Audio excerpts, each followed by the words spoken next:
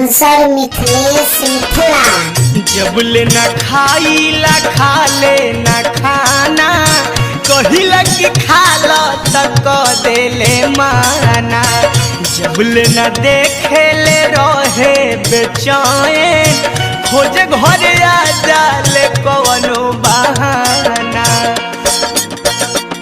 बन के फूल हमारा मनवा के ऊपर उ तो सारा दिन झरेले। एगो बिया ऐसन पगली हो जौन हमारा पे मरेले।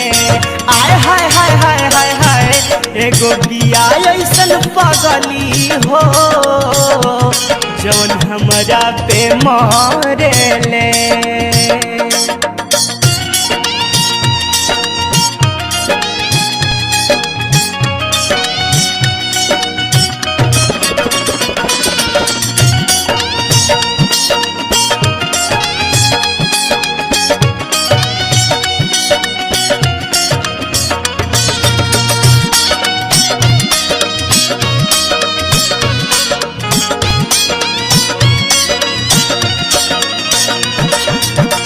प्यार में हमारा भइल बिया पागल रतियों में सुते न रहेले जागल।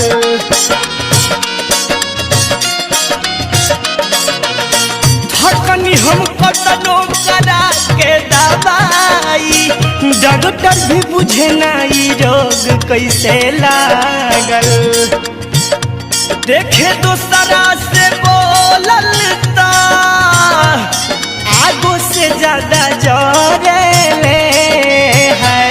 एगो बिया ऐसन पगली हो जवन हमारा पे मरेले। एगो बिया ऐसन पगली हो जवन हमारा पे मरेले।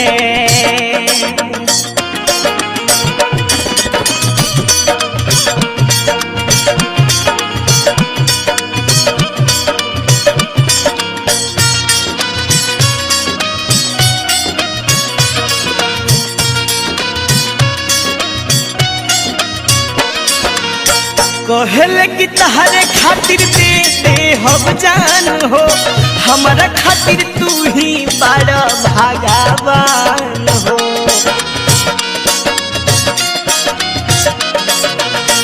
गजब प्रीतिया बनवले विधाता सारी रात जगले उ करे बिहान।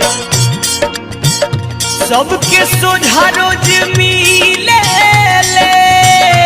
ई जमाना से न डरेले है।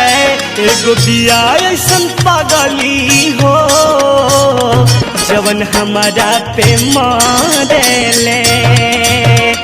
एगो बिया ऐसन पगली हो जवन हमारा पे मरेले।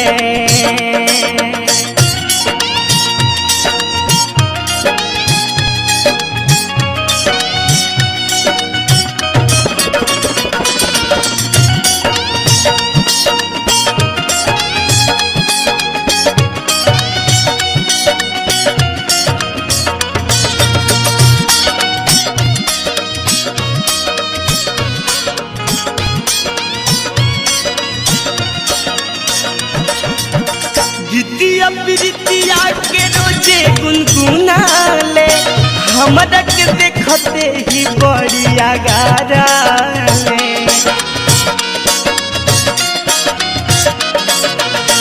हमरा के माने अपन दुनिया जहान हो मिलते नजरिया धीरे से मुस्काले। ई तो बोलू अनमोल खातिर खूबे साजे सवारेले है। एगो बिया ऐसन पगली हो जवन हमारा पे मर